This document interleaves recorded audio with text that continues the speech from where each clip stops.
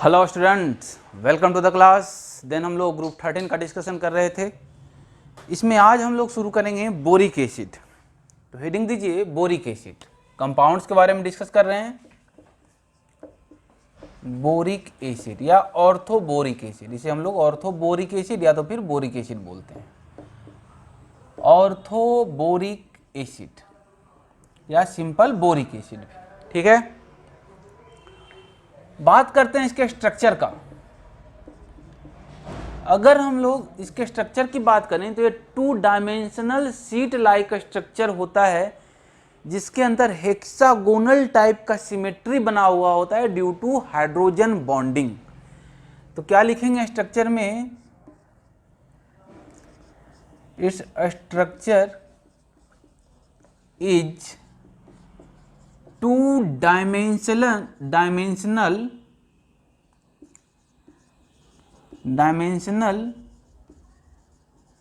sheet like structure with hexagonal symmetrical structure due to hydrogen bonding.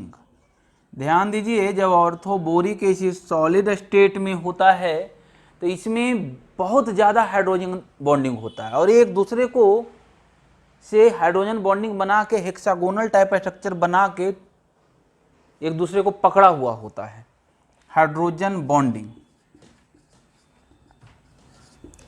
मैं कोशिश करता हूँ थोड़ा सा दिखाने का।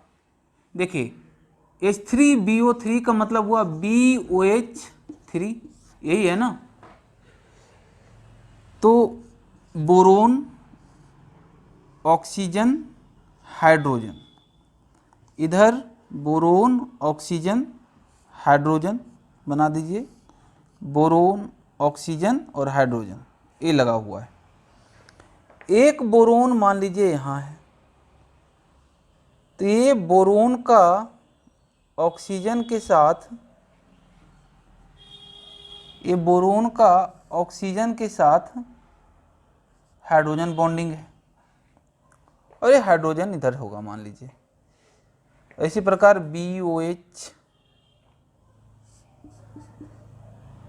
इस तरीके से हाइड्रोजन बॉन्डिंग से बना हुआ होता है। इधर डाल दीजिए B और इसमें OH लगा दीजिए, OH, ये हाइड्रोजन बॉन्डिंग है। OH यहाँ लगा दीजिए OH। सिमिलरली इधर अगर हम डालें BOH तो ये हाइड्रोजन बॉन्डिंग है, OH।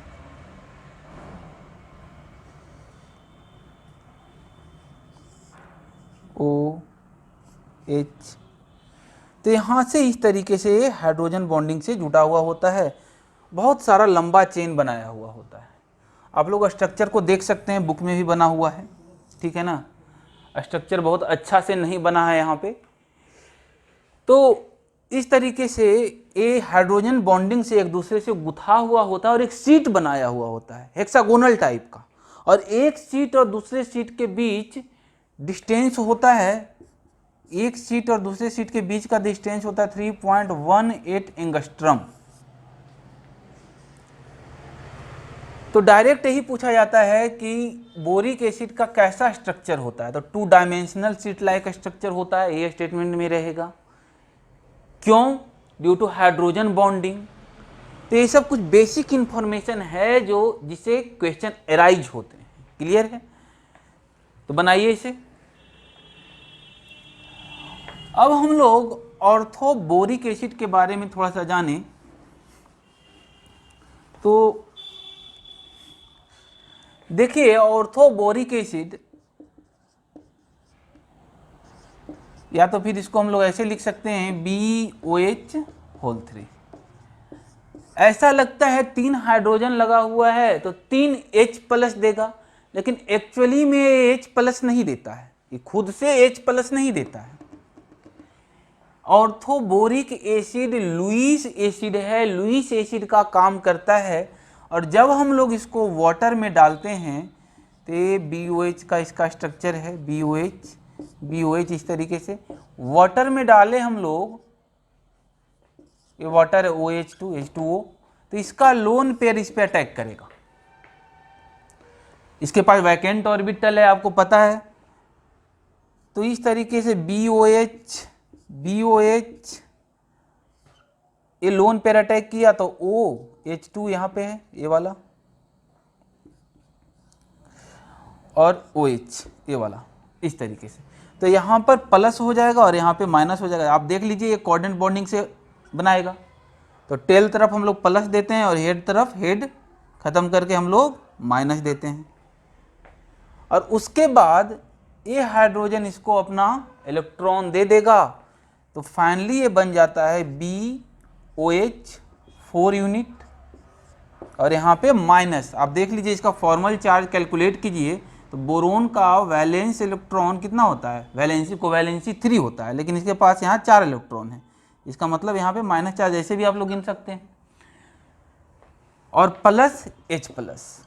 तो H प्लस कहाँ से आया, वाटर से आया है, जबकि सामान्यतः एसिड H प्लस खुद देता है, Arrhenius acid hydrogen plus donate करता है, लेकिन यहाँ पर H प्लस इसका अपना नहीं है, H प्लस वाटर से आया है। तो इसके बारे में हम एक दो पॉइंट लिख लें, H प्लस कम्स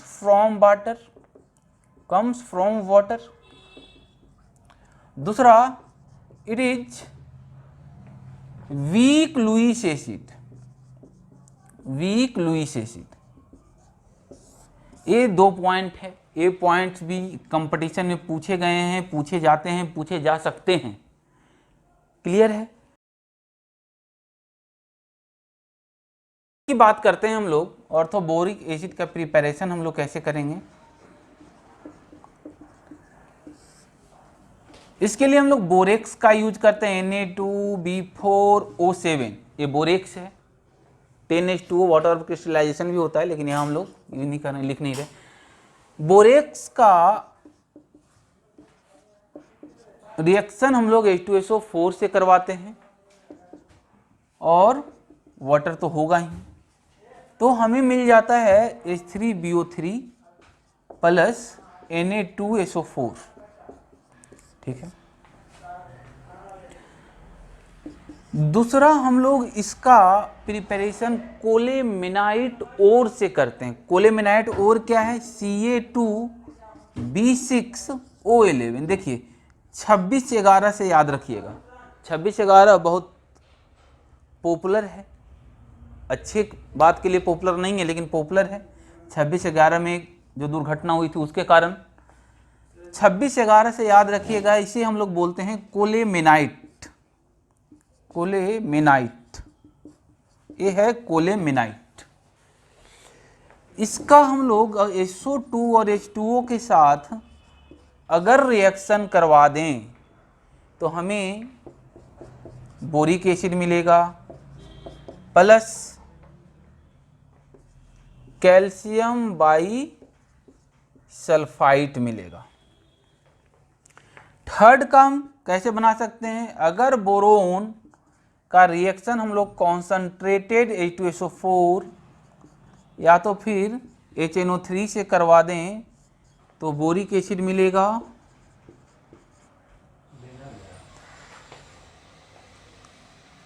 फोर्थ, अगर हम लोग बोरोन एनहाइड्राइड, ये बोरिक एसिड का एनहाइड्राइड है, इसमें वाटर पास करवा दें तो हमें H3BO3 मिलेगा। आप देखिए इससे वाटर निकालिए तो यही लास्टली बन जाता है। तो ये बहुत सारे प्रोसेस हैं जिससे हम लोग ऑर्थोबोरिक एसिड बना सकते हैं, लेकिन इसमें से इंपॉर्टेंट ये दोनों वाला है, ध्यान रखिएगा। तो ये था ऑर्थोबोरिक एसिड का प्रिपरेशन। लिखिए इसे,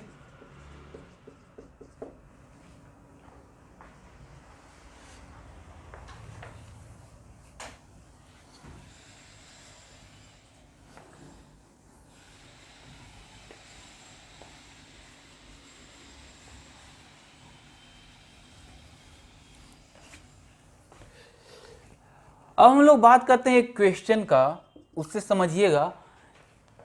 BOH3 यानी कि ऑर्थोबोरिक एसिड है, इसका जब हम लोग रिएक्शन करवाते हैं NaOH के साथ तो ये रिवर्सिबल रिएक्शन है और ये हमें देता है BOH4 माइनस, अभी हमने देखा था, प्लस सोडियम मेटाबोरेट।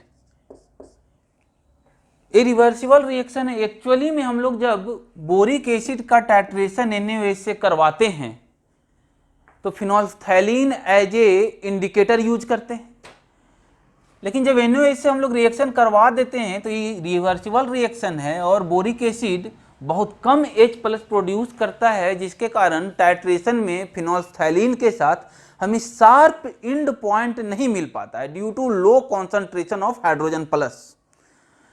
तो किसी तरीके से अगर हाइड्रोजन प्लस का कॉन्सेंट्रेशन बढ़ा दिया जाए तो फिनोल्फथैलीन कलर चेंज दे देगा और हमें शार्प एंड पॉइंट रिएक्शन का मिल जाएगा। तो इसके लिए क्या किया जा सकता है कि कोई एक प्रोडक्ट को अगर हटा दें हम लोग तो रिएक्शन फॉरवर्ड डायरेक्शन में मूव करने लगेगा। तो इस प्रोडक्ट को हटाने के लिए हम लोग क्या करते हैं, cis-1,2 डाइऑल का यूज करते हैं। cis-1,2 डाइऑल का मतलब हुआ इस तरीके का, 2 हाइड्रोक्सी ग्रुप सिस पोजीशन पे लगा हुआ हो, और cis-1,2 डाइऑल शुगर से मिल सकता है, शुगर में ग्लिसरॉल या मेटेनॉल, इन सभी में cis-1,2 डाइऑल होता है। तो देखिए होता क्या है, जब हम लोग इसमें cis-1,2 डाइऑल डालते हैं तो रिएक्शन फॉरवर्ड डायरेक्शन में जाने लगता है, जिससे हाइड्रोजन प्लस का कॉन्सेंट्रेशन बढ़ने लगता है। बोरिक एसिड लगातार BOH4 माइनस बनाएगा और H प्लस प्रोड्यूस करेगा, अभी हमने देखा था। तो जब फॉरवर्ड डायरेक्शन में जाएगा तो कॉन्सेंट्रेशन बढ़ने लगता है, जिससे हमें टाइट्रेशन में शार्प एंड पॉइंट मिल जाता है। इस कॉन्सेप्ट पे IIT पहले भी क्वेश्चन पूछा हुआ है। तो इसमें करना क्या है, इस प्रोडक्ट को हटाने के लिए हम लोग क्या करते हैं, B आपको देखिए अभी उसका हम लोगों ने स्ट्रक्चर बनाया था, BOH OH OH OH, इसमें cis-1,2 डाइऑल इस तरीके का डाल देते हैं तो ये इधर से आ जाता है। cis-1,2 डाइऑल समझ रहे क्या है ये, और ये इधर से OH OH cis-1,2 डाइऑल। तो ये वाटर लेके निकल जाता है, ये वाटर लेके निकल जाता है और एक चिलेट रिंग बना लेता है। तो हमारे पास जो प्रोडक्ट बना वो इस तरीके से O O O O O O और यहाँ से जुड़ा हुआ है, यहाँ से जुड़ा हुआ है, ये प्रोडक्ट बन गया हमारे पास। ध्यान दीजिए, देखिए इसे, तो ये चिलेटिंग रिंग हो गया, चिलेट रिंग हो गया, और ये प्रोडक्ट यहाँ से हम लोग समझ निकल गया, हम लोग उसको रिमूव कर दिए। जैसे ही शुगर हम लोग डाले, शुगर या ग्लिसरॉल या मेटानॉल डाले, तो ये प्रोडक्ट इसमें चेंज होने लगा, तो रिएक्शन फॉरवर्ड डायरेक्शन में जाएगा और H प्लस का कॉन्सेंट्रेशन बढ़ जाएगा, जिसके कारण टाइट्रेशन में हमें शार्प एंड पॉइंट मिल जाता है। सेम कॉन्सेप्ट पे रिएक्शन पूछा था, सेम कॉन्सेप्ट पे IIT क्वेश्चन पूछी थी कि ये रिएक्शन दिया हुआ है तो इसमें क्या डालेंगे तो रिएक्शन फॉरवर्ड डायरेक्शन में चला जाएगा। उसमें एक ऑप्शन था cis-1,2 डाइऑल, सेकेंड ऑप्शन था trans-1,2 diol, third sulphuric acid था, फास्फोरिक एसिड था, फोर्थ वन कोई और। तो उसमें ए ऐसा इसलिए होता है क्योंकि ये प्रोडक्ट यहाँ से हट जाता है, प्रोडक्ट cis-1,2 डाइऑल के साथ रिएक्शन करके इस तरीके का कंपाउंड बना लेता है। तो ये भी आपके लिए एक इम्पॉर्टेंट पॉइंट है जिसे आपको ध्यान रखना है, लिखिए।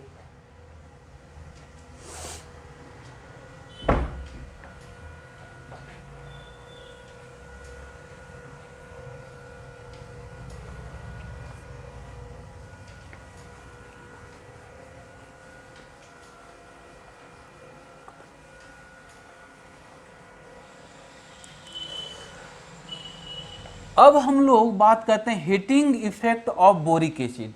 Heating effect of boric acid, heating effect of H3BO3।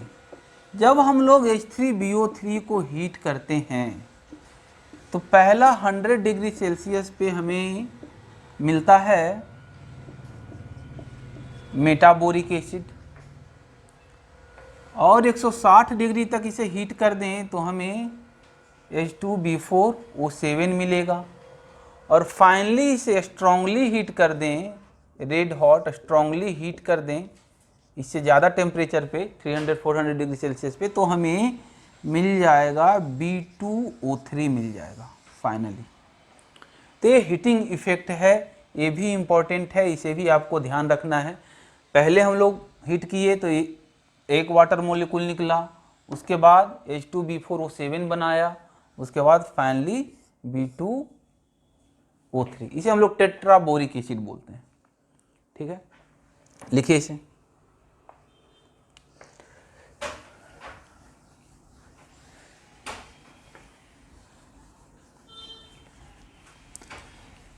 अब नेक्स्ट कंपाउंड है हमारा बोरेक्स। बोरेक्स सब मिलजुल गया है।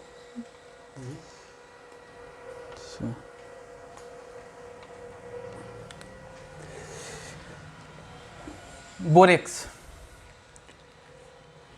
बोरेक्स का मोलिकुलर फॉर्मूला है हमारा Na2B4O7 10H2।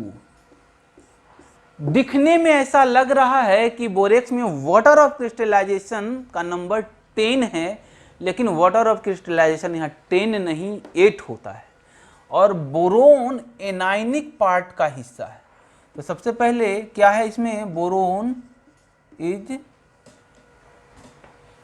A part of anion, और number of water of crystallisation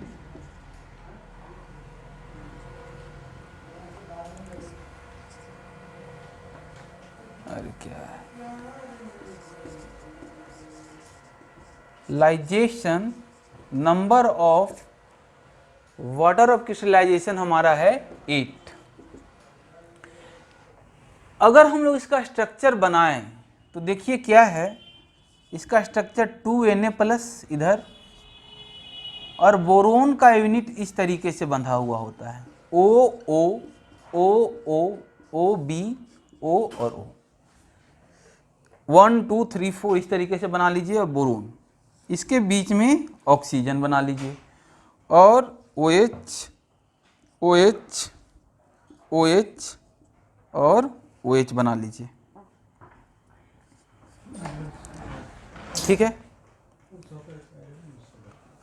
तो आप इसका फॉर्मल चार्ज अगर देखें तो फॉर्मल चार्ज यहाँ पे माइनस है, और यहाँ पर भी फॉर्मल चार्ज, यहाँ बोरोन होगा, यहाँ पर भी फॉर्मल चार्ज माइनस है। तो 2Na+ और इस तरीके का यूनिट बनाया हुआ होता है, और बाहर में 8H2O होता है जो कि हाइड्रोजन बॉन्डिंग वगैरह से जुड़ा हुआ होता है। तो आप देखिए यहाँ पर 2 यूनिट वाटर अंदर है और 8 यूनिट वाटर, 2 यूनिट वाटर अंदर नहीं है, OH OH OH के फॉर्म में 4 हाइड्रोजन अंदर है। तो इसको हम लोग ऐसे भी लिख सकते हैं 2Na+ B4 1 2 3 4 O5 OH कितना है, OH 5, और इस पे 2 माइनस है। तो ये आपका, इसको ऊपर लिखिए थोड़ा,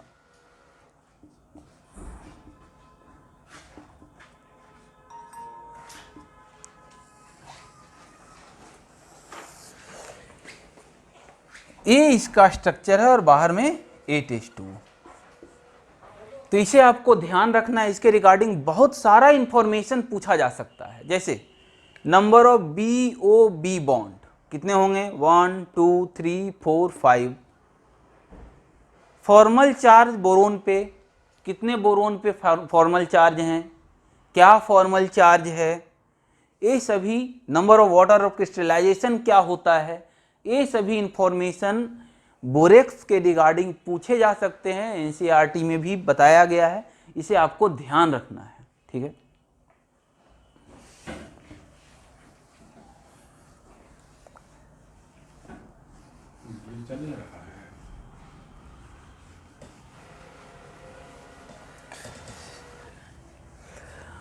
अब हम लोग बात करें प्रिपरेशन की। हम लोग बोरेक्स का प्रिपरेशन कैसे करते हैं? तो बोरेक्स को बनाने के लिए हम लोग यूज करते हैं कोलेमेनाइट ओर। अभी हमने बात किया कोलेमेनाइट क्या है, Ca2B6O11। याद कैसे रखना है, 26/11 के दिन एक बहुत बड़ी घटना हुई थी, उसके बेसिस पे हम लोग 26/11 याद रखेंगे। ये है कोलेमेनाइट ओर, और इसका रिएक्शन हम लोग कराते हैं Na2CO3 से। तो आप ध्यान दीजिए, तो Na2CO3 is Na2O and CO2, ऐसे कह सकते हैं। और ये क्या है, 2CaO और 3B2O3, ऐसे याद रखिएगा तो इसका रिएक्शन आसानी से याद रहेगा। अब ये दोनों आपस में रिएक्ट कर रहा है, तो देखिए सोडियम ऑक्साइड इसके साथ रिएक्ट करके NaBO2 सोडियम मेटाबोरेट बना लेगा, CaO CO2 के साथ रिएक्ट करके CaCO3 बना लेगा, प्रेसिपिटेट बना लेगा, और बाकी Na2B4O7 बोरेक्स बन जाएगा। तो याद रखना भी बहुत ईजी है, बच्चे रटते हैं। इस तरीके से आप अगर याद रखिएगा तो आपको पता है कि सोडियम ऑक्साइड जब रिएक्शन करेगा B2O3 से तो सोडियम मेटाबोरेट बनेगा। उसके बाद CaO और CO2 है, तो दोनों मिलकर CaCO3 और साथ में बोरेक्स। क्लियर है? अब क्या करना है, ये तो प्रेसिपिटेट हो गया, इसका हम लोग क्रिस्टलाइजेशन करवा लेते हैं। अगेन क्रिस्टलाइजेशन करवा लेते हैं, तो हमें मिल जाता है बोरेक्स, और साथ में हमें फिल्ट्रेट में NaBO2 मिल जाता है मदर लिकर के साथ। और जब इसका फिर से हम लोग CO2 से रिएक्शन करवाते हैं तो हमें मिल जाएगा अगेन बोरेक्स मिलता है कुछ B4O7 और प्लस Na2CO3 मिलता है। तो ये बिल्कुल आसान सा रिएक्शन है, लगता बहुत बड़ा है लेकिन याद रखना बहुत ज़्यादा टफ नहीं है। अगर इसको लॉजिकली याद रखा जाए तो, और ये रिएक्शन इंपॉर्टेंट है, पूछा जाता है, पूछा गया है, पूछा जा सकता है। तो इस तरीके से हम लोग बोरेक्स का प्रिपरेशन करवाते हैं। लिखिए इसे।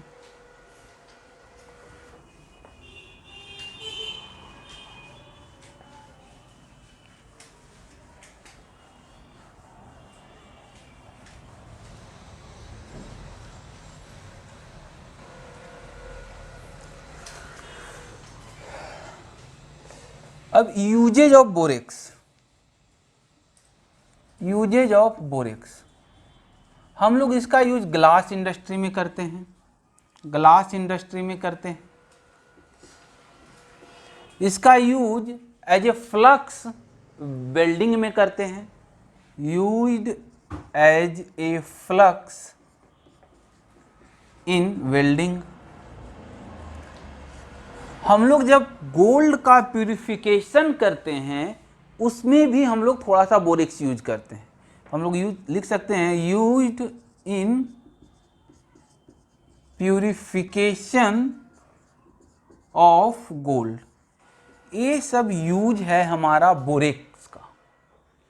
क्लियर है? नेक्स्ट पॉइंट इसका जो सबसे इंपॉर्टेंट हो जाता है उसका हीटिंग इफेक्ट। हीटिंग इफेक्ट, जब हम लोग बोरेक्स Na2B4O7 का हीटिंग करते हैं,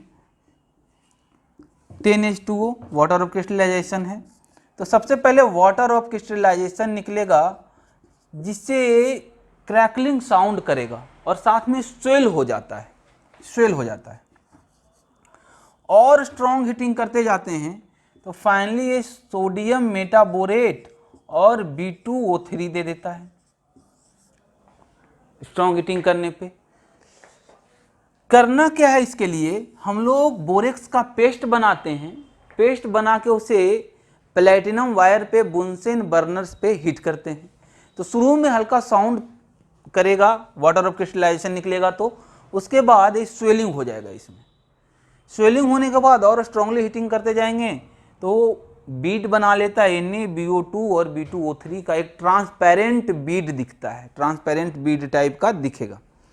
अब इसका यूज हम लोग करते हैं बोरेक्स बीड टेस्ट में। बोरेक्स बीड टेस्ट में ध्यान दीजिए, बोरेक्स बीड टेस्ट करने से पहले सबसे पहले बोरेक्स का पेस्ट बना के हम लोग यहाँ तक पहुँचते हैं। उसके बाद इस बीड को हम लोग सॉल्ट में डिप करते हैं। किसका सॉल्ट होना चाहिए, वो डी ब्लॉक एलिमेंट का सॉल्ट होता है। D block element oxy salt perform borax bead test. Borax bead test D block के एलिमेंट का oxy salt borax bead test perform करता है। क्लियर। तो जब बोरेक्स बीड टेस्ट करेंगे तो जब बीड बन जाएगा तो उसमें सॉल्ट, उस बीड जो बीड बना हुआ है उसमें सॉल्ट को चिपकाएंगे, सॉल्ट में डालेंगे, फिर से गर्म करते हैं तो हमें कलरफुल बीड मिलता है। उससे हमें पता लग जाता है कि ये बीड एक कलर है तो ये कौन सा मेटल होना चाहिए, एक कलर है तो ये कौन सा मेटल होना चाहिए। जैसे कॉपर का सॉल्ट, कॉपर 2+, मान लीजिए CuSO4 लिए या कुछ भी, इसका सॉल्ट लिए कॉपर 2+ का, इस सॉल्ट में जो बीड बना हुआ है उसको डिप किए और फिर से गर्म करेंगे तो ये B2O3 से रिएक्ट करके बना लेता है कॉपर मेटाबोरेट, जो कि ब्लू कलर का होता है। उसी प्रकार कोबाल्ट 2+ भी, कोबाल्ट का अगर कोई ऑक्सी सॉल्ट लिए और बोरेक्स बीड टेस्ट उसका करवा रहे हैं तो बीड के साथ रिएक्शन करेगा तो ये बना लेगा cobalt BO2 copper cobalt metaborate, ये भी ब्लू कलर का होता है। नेक्स्ट बात करते हैं हम लोग निकेल का। अगर हम लोग कराएं बोरेक्स बीड टेस्ट तो निकेल 2+ का बोरेक्स बीड टेस्ट कराएं तो B2O3 से रिएक्शन करेगा तो निकेल मेटाबोरेट बनाएगा और ये ब्राउन कलर का होता है।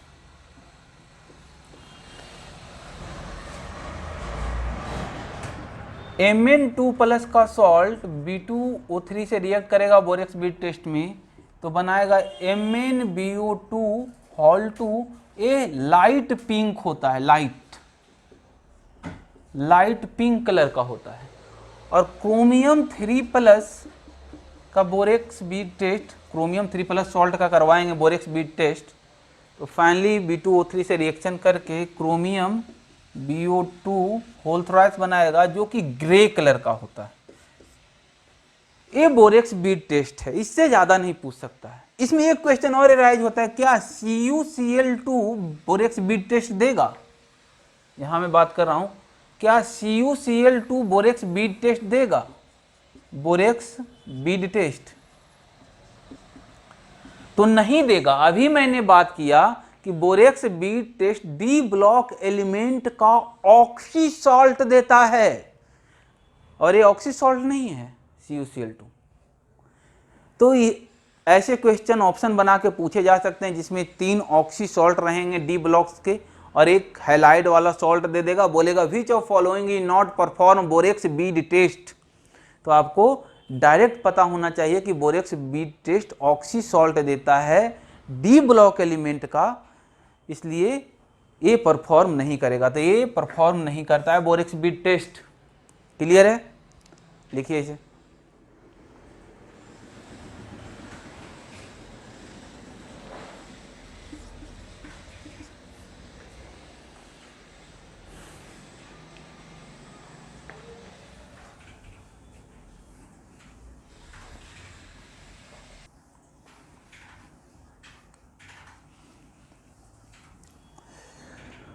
थोड़ा सा हम लोग बात करते हैं Al2O3 के बारे में। Al2O3 Al2O3।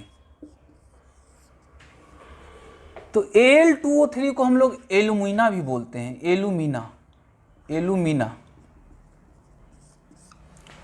ये हमें मिलता है नेचर में एज ए बॉक्साइड के फॉर्म में, in the form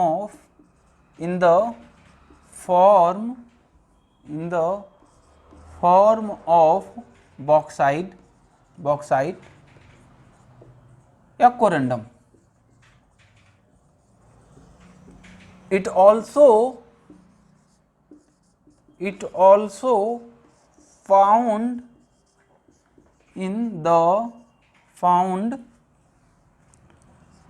the form of stone gems, जैसे रूबी, इमरल्ड, ये सभी एल्यूमिना ही होता है, लेकिन उसमें डी ब्लॉक के एलिमेंट की इम्प्यूरिटी होती है। जैसे रूबी जो रेड कलर का होता है, इसमें क्रोमियम 3+ की इम्प्यूरिटी होती है। सफायर ब्लू कलर का जो होता है, इसमें Fe2+ या तो फिर Fe3+ या तो फिर टिटेनियम 4+ की इम्प्यूरिटी होती है। तो इस तरीके से एल्यूमिना में इम्प्यूरिटी होने के कारण वो स्टोन जेम्स का काम करता है। देखिए